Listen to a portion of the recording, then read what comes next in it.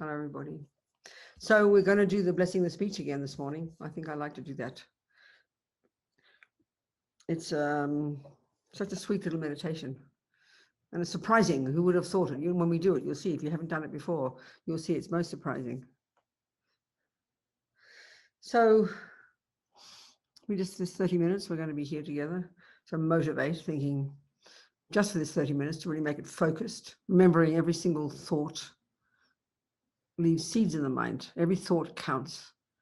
This is a very surprising idea. We think thoughts in our culture, we literally think, oh, it's only in the mind, we'll say, literally as if it has no meaning. This is quite astonishing. For the Buddha, our mind creates, over the long term, the mind creates the universe. This is not a joke. It mightn't be evident to us.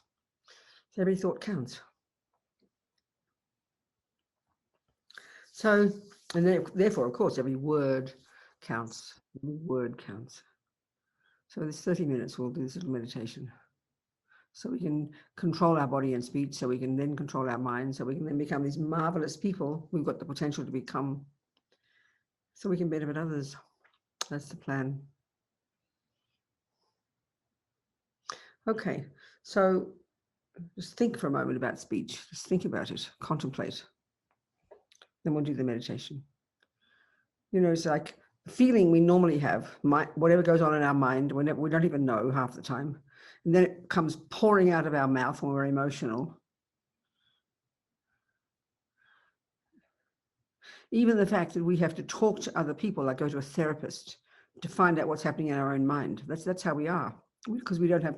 It's not natural for us to know what's happening in our mind. Therefore, having no control over our mind, therefore having no control over what comes out the mouth, therefore having no control over what the body does.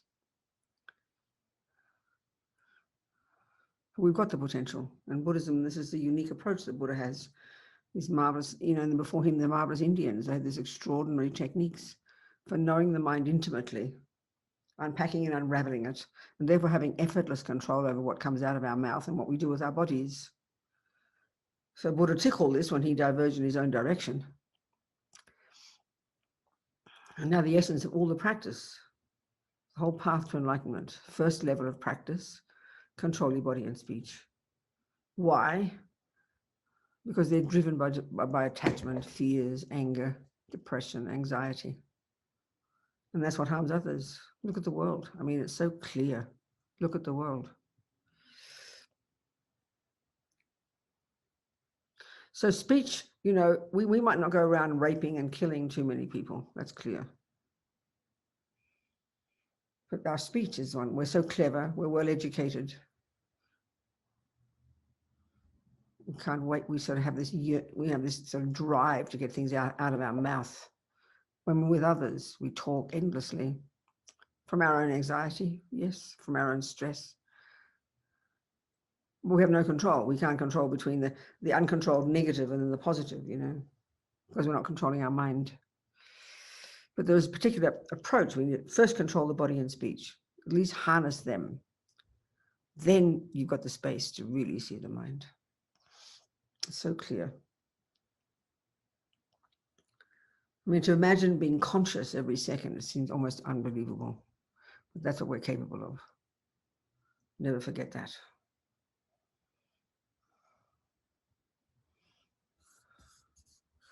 So speech, Buddha talks about 4 things: controlling, at least not speaking things that aren't true, at least not just useless speech pouring out the mouth, at least not abusing others, and at least not talking bad things about people behind their backs. This is our favorite because we think it's discussing politics. I mean, it's always negative, criticizing people constantly.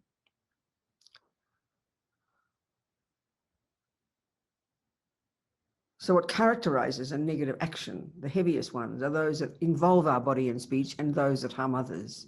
That's pretty clear. But the point at this first stage of practice is to want to control our speech and our body for our own sake, because that produces the person we become. So when we can understand that for our own sake, we need to harness our energy. This is self-respect.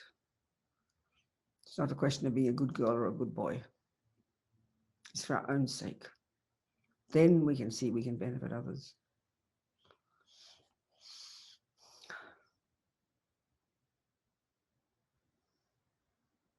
So I'll do a little meditation. I have to find it. I didn't get it ready. Sorry.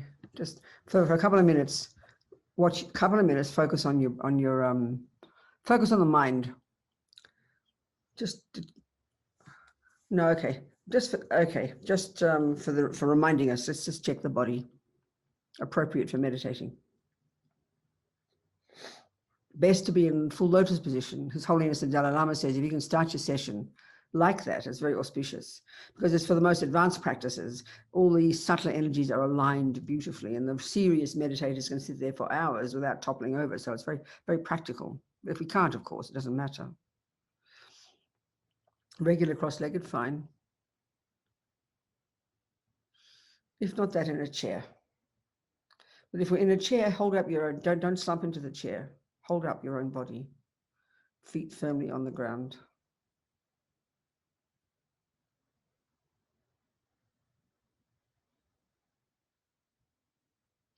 Hands in the lap in the meditation mudra, a gesture can be like this, left underneath, right on top, thumbs touching, resting in your lap. Otherwise, just relax them there. The key and the back upright, not tense, but upright. Shoulders relaxed, abdomen relaxed.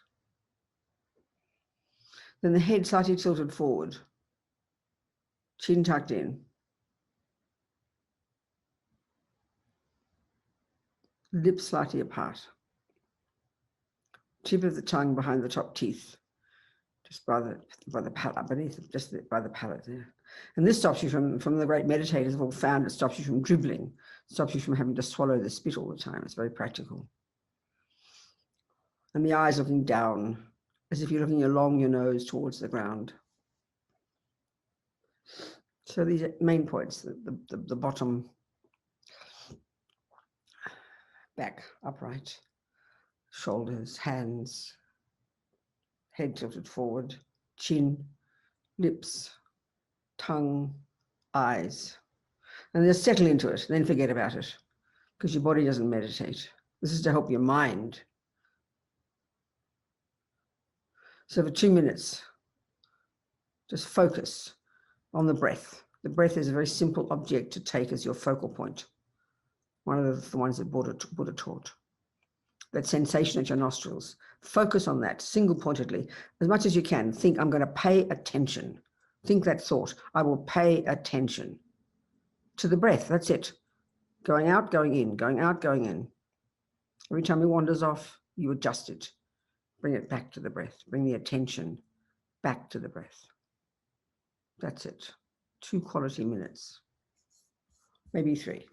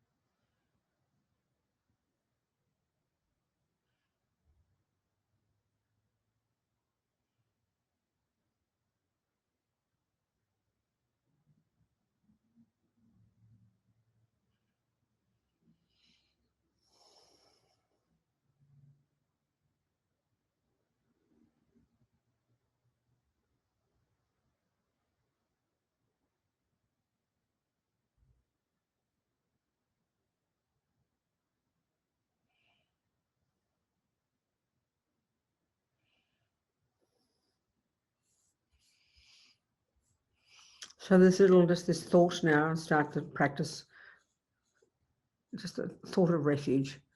I take refuge in the three jewels, may I become a Buddha to benefit all. I rely upon the three jewels, may I become a Buddha to benefit all. Konshog sumla kyapsuchi dola penche sange shog. Okay, so visualize the Buddha above our head, just in the form of the monk on a lotus, looking very radiant.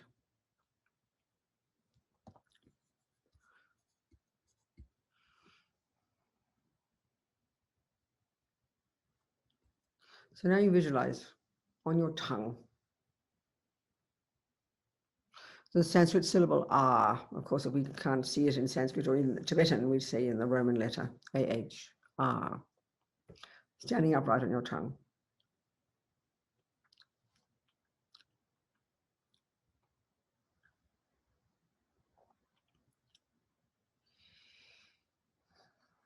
And now this turns into a moon disk on your tongue, like white, round, a moon disk.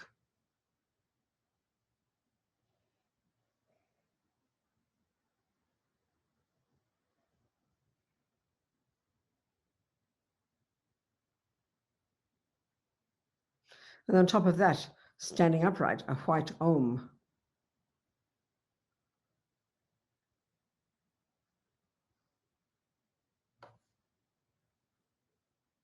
And then surrounding that, all the white consonants, the white vowels.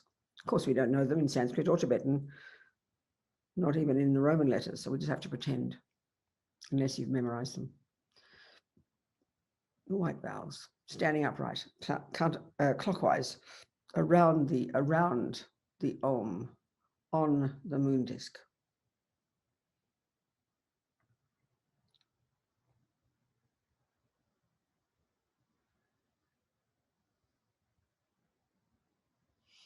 And then surrounding all that, clockwise, counterclockwise, are the red consonants.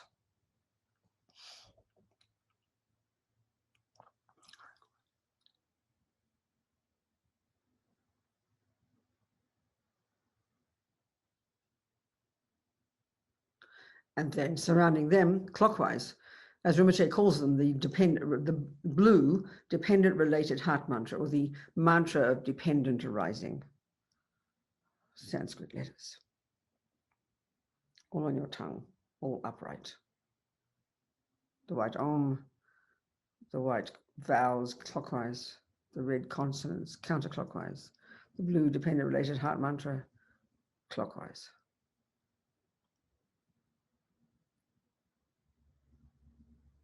So now imagine light beams radiate out from all these syllables and all these mantras, goes out to all the directions of the universe. Imagine, above, below, behind it, all the 10 directions of the universe, light goes out. And what it does is hook the blessings, all the blessings and the energy of the power of speech, of all the holy beings, all the Buddhas, all the Bodhisattvas, all the great sages, or even just virtuous people whose speech is powerful. Hooks that blessing, hooks the energy of that speech, the power of speech. Speech is what benefits others. Speech is, in Tantra, they say that speech is the wind energy. Wind, prana, is the subtle physical energy that courses through our channels. And what comes out the mouth is that, isn't it? Sound. Sound is the wind. And we're trying to make our sounds powerful and beneficial. The main gift of the Buddha is the power of speech. That's how we have to communicate. Anything at all, we rely upon this. So to get things done, to ask for things to happen, to organize things in our ordinary life, if we don't have powerful speech, if we have speech that people don't believe, don't like, think we're harsh, don't listen to us because our speech is just so boring, we can't do anything. Speech is unbelievably powerful. And finally, it's what helps people get enlightened. It's advice. We need the power of speech. So right now we hook all that energy of the power of speech of all the holy beings, and it comes back into all those letters on our tongue, making them so radiant, so brilliant and bright and powerful. containing the power of speech of all the holy beings of the universe.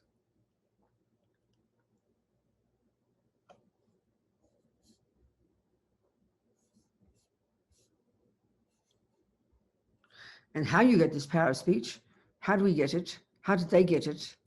Well, first controlling the speech. First practice is don't say words that aren't true. Don't just rabbit on meaninglessly. Don't use harsh language. Don't say bad things, disharmonious behind backs, creating disharmony and division. We poison our own, forget what we do to others. We pollute our own body, we pollute our own wind energy, and therefore we pollute our sounds, our speech, and so they're useless. So now imagine, as we now, these this on our tongue, these syllables containing this power of speech of all the holy beings. So first we imagine the vowels, as we recite these vowels. Matt will have them up. Where's Matt? Is Matt here? There they go. Look at that. Perfect. Okay. As we say this, as we say the vowels, we imagine white nectar pouring down and up and around, filling our entire body, completely purifying any actions we've ever done, all the karmic imprints of all the actions we've ever done with our bodies to harm sentient beings since beginningless time. Imagine this, totally purifying all the negativity of our bodies, and all this, and think of purifying all your sickness as well in your body, full of this blissful white nectar as we recite. Om a I I u ri ri li li e o ang svaha. Om a I I u ri ri li li e o ang svaha. Om a I u ri ri li li e o ang svaha.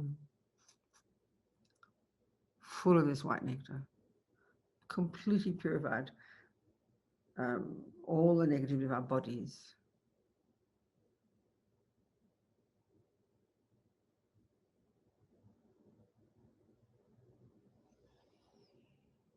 All the sickness, all the problems of the body, and all the karmic imprints from the harm we've done to others with our bodies. Full of this white nectar.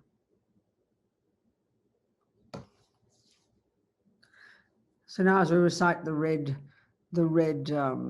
consonants, we visualize red nectar filling us entire body, this time purifying absolutely the speech. All even now, inability to express ourselves properly, all the wrong words come out the mouth, uncontrolled speech, the harsh speech, the lying speech, the disharmonious, the angry, the negative. Every second of it, every time we say it, we're polluting our own bodies, polluting our own speech, and therefore polluting our own minds. Not to mention harming others. So purifying all of this since the beginning of this time. Om ka ka ka ga nga cha cha cha ja nya ta ta ta da na ta ta ta da na pa pa ba ba ma ya ra la ba sha sha sa hak sa swaha. Om ka ka ka ga nga cha cha cha ja nya ta ta ta da na ta ta ta da na pa pa ba ba ma ya ra la ba sha sha sa hak sa swaha. Om ka ka ka ga nga cha cha cha ja nya ta ta ta da na ta ta ta da na pa pa ba ba ma ya ra la ba sha sha sa hak sa swaha. Full of this red nectar, completely purifying speech, purifying, full of this red nectar.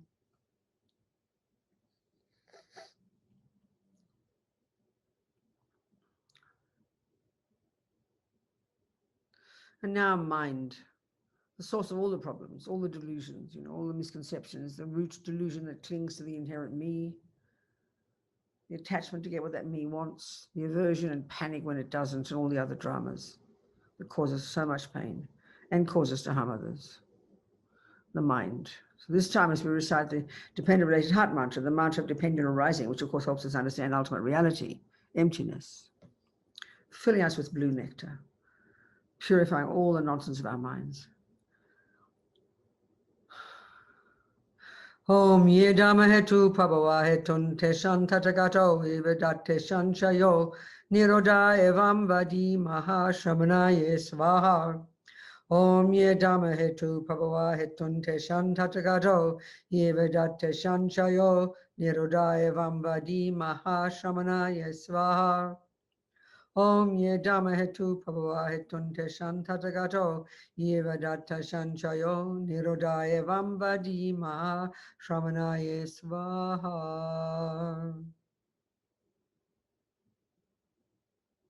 That's it for the mantras. Full of this blue nectar, the mind completely purified.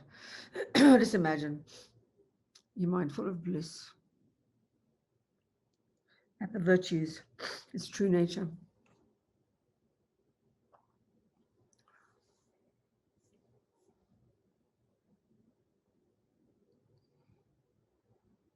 So now think, now imagine, as Rinpoche says, your tongue becomes very heavy and strong, indestructible, like a vajra.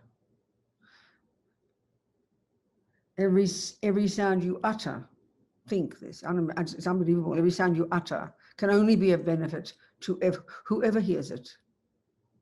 This is the power of speech, which you've gained from purifying your speech and your mind. So even your laugh, whatever words you say, even a friendly conversation, even good morning, it will benefit whoever hears it. These sounds are blessed. The sounds are powerful. And every sentient being will get what they need from this speech. This is the power of the speech of the Buddha. Our own potential. So in your own life, ordinary, people on the phone company, the plumber, friends, your children, your speech will be useful. People will hear it, will respect it, will believe it. And then whatever you need to be done will be done. As bodhisattvas, we have to benefit the world. We need speech. Full of this power to only benefit others. How amazing. So think, as Rinpoche says, think, I have perfected my speech. I have perfected my speech. The moment sentient beings hear me, it pacifies their emotional and disturbing thoughts. And whatever you say, it'll get actualized. It'll benefit. Imagine this. So as Rinpoche says, by thinking in this way, the power of your speech becomes marvelous, and and all your recitations, all your mantras are multiplied, so much more powerful, which impacts, of course, because on the subtle physical channels, which impacts upon the future. Your future, because we create, by our body, speech, and mind, we create our future, quite literally. We understand this is powerful.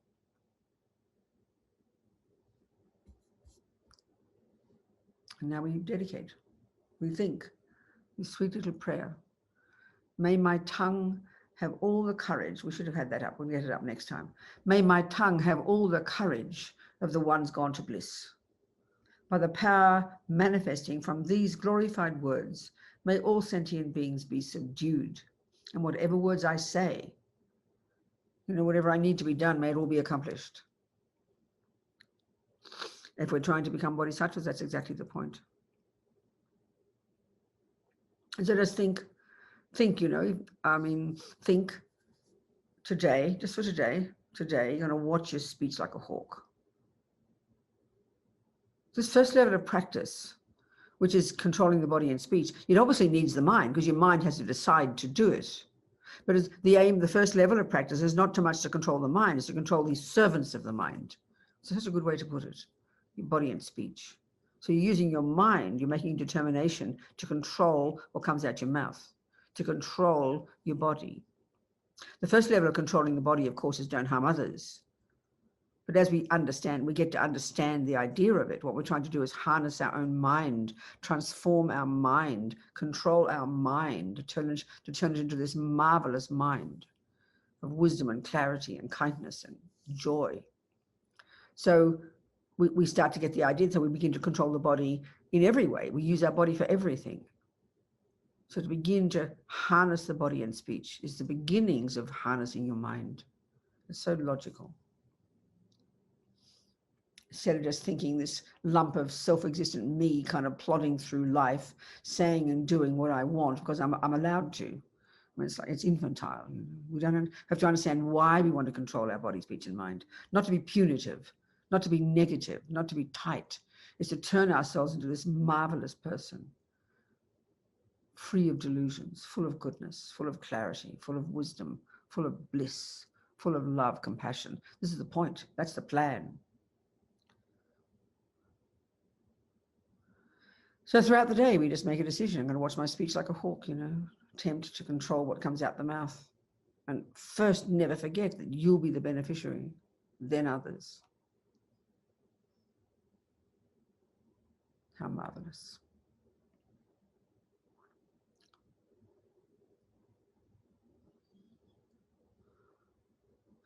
Changchob semcho grinpoche ma ke panam ke gyuchig ke panyampa me payang gong ne gong du pa shok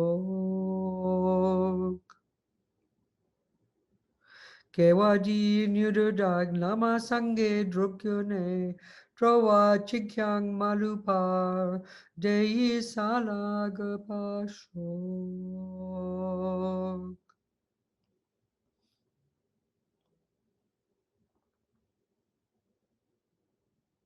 All right, people. Much love, everybody. Beginning of the day, end of the day, whatever it is, keep moving one step at a time. Never give up.